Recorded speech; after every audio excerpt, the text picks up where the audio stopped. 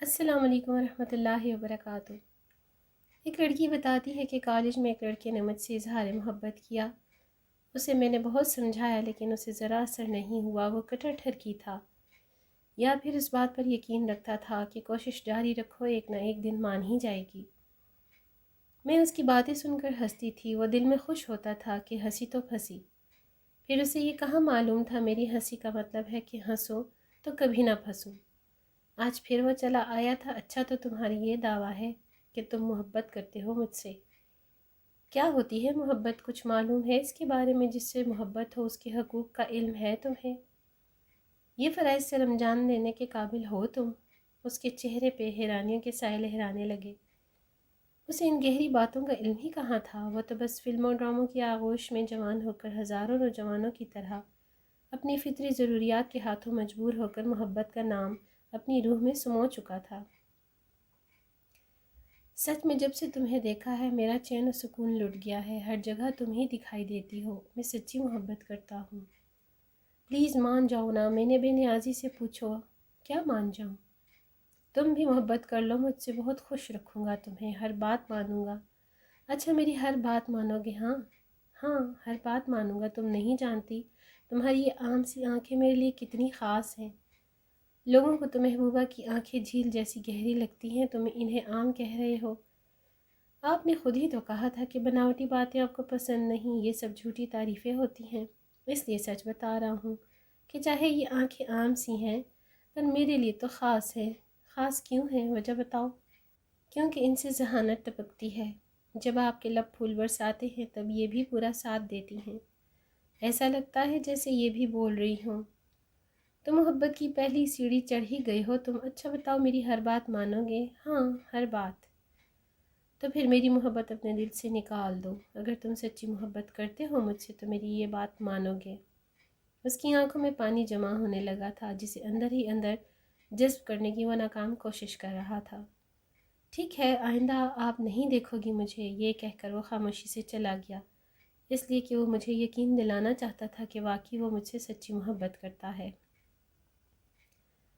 میرے لبوں پر مسکراہٹ پھیل گئی۔ میں نے دل میں سوچا کہ تم مجھے بے وقوف نہیں بنا سکتے۔ کافی دن گزر گئے۔ اس نے مجھ سے کوئی بات نہیں کی، کوئی کال نہ میسج۔ پھر ایک دن وہ خود ہی میرے پاس چلا آیا۔ میں نے تمہاری محبت اپنے دل سے نکال دی ہے، اب تم میرے لیے ایک عام عورت ہو۔ لفظ عورت سن کر میں کھلکھلا کر ہنس پڑی۔ پتہ ہے میری محبت کیوں نکلی ہے تمہارے دل سے؟ کیونکہ یہ محبت کبھی تھی ہی نہیں۔ محبت کبھی دل سے نہیں نکلتی، بشرطیہ کہ سچی ہو۔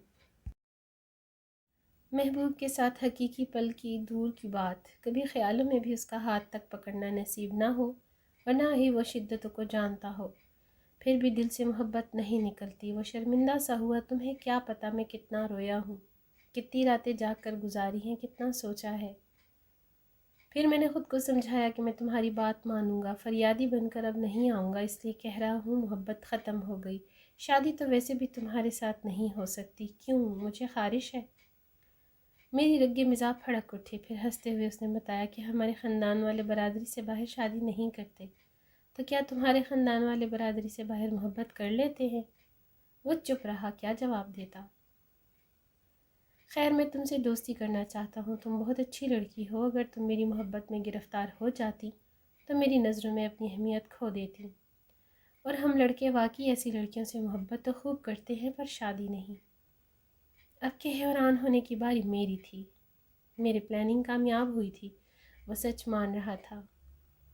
پر میں اس کی دوسری چال بھی سمجھ گئی۔ مرد کو بس سیٹسفیکشن چاہیے ہوتی ہے، چاہے ذہنی ہو یا جسمانی۔ جب اسے یقین ہو گیا کہ میں واقعی ہاتھ آنے والی نہیں تو اس نے دوستی کا ہاتھ بڑھایا۔ وہ میرے ساتھ باتوں سے ذہنی تسکین چاہتا تھا، وقت اچھا گزارنا چاہتا تھا۔ میں نے پوچھا، اچھا دوستی کر کے کیا کریں گے؟ اچھے دوست کیسے ہوتے ہیں؟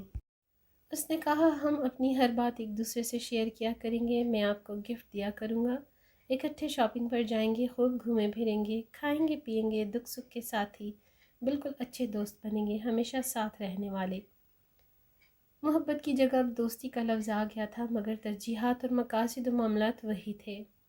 ایک لڑکا لڑکی کبھی دوست نہیں ہو سکتے، ہاں کلاس فیلو ہو سکتے ہیں۔ جب سٹڈی ختم ہوتی ہے تو رابطے ختم ہوتے ہیں، لیکن دوستی تو وہ ہوتی ہے جو مستقل رہے۔ پھر اس نے چال بدلی، کہتا محبت تم نہیں کرتی، دوستی پر تمہیں اعتراض ہے، اچھا منہ بولی بہن ہی بن جاؤ۔ میں اتنی اچھی لڑکی کھونا نہیں چاہتا۔ میں نے دل میں سوچا یہ اس کا آخری حربہ تھا۔ محبت اور دوستی میں دال نہ گلی تو منہ بولی بہن پر آ گیا۔ خیر یہ بتاؤ اچھا بہن بھائی بن کر کیا ہوگا؟ میں نے پوچھا دونوں ساتھ وقت گزارا کریں گے، اپنی ہر بات بتایا کریں گے، صبح صبح اکٹھے سیر کو جایا کریں گے، جاگنگ کریں گے، ٹینس کھیلیں گے، بہت خوش رہیں گے دونوں۔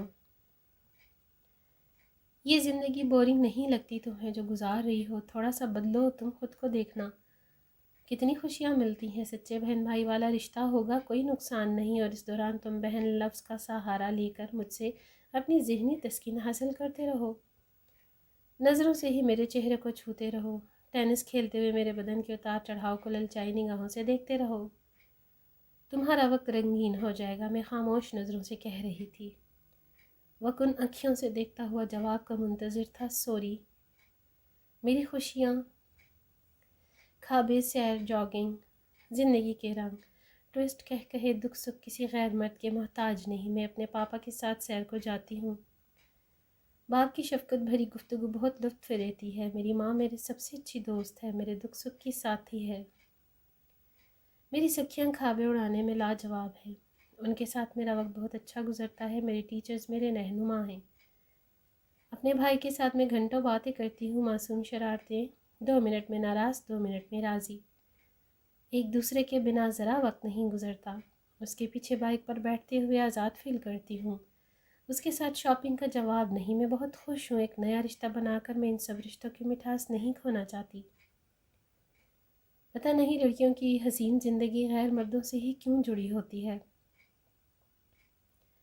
خوبصورت خوابوں کے چکر میں عمر بھر کے لیے آنکھیں زخمی کروا لیتی ہیں، اتنا کہہ کر میں چلی آئی۔ اس کا ری ایکشن کیسا تھا میں نے دیکھا نہیں، لیکن اسے ایک سبق ضرور مل گیا تھا۔ میں نے گھر آ کر سجدہ شکر ادا کیا اور آنکھ اشک بار ہو گئی۔ میرے اللہ تو مجھے ایسے ہی ثابت قدم رکھنا، اور اس عہد کی پیداوار ہو کر بھی میرے قدم ذرا نہ ڈگمگائیں۔ ویڈیو اچھی لگے لائک شیئر ضرور کیجیے گا۔ اگلی ویڈیو تک اللہ حافظ۔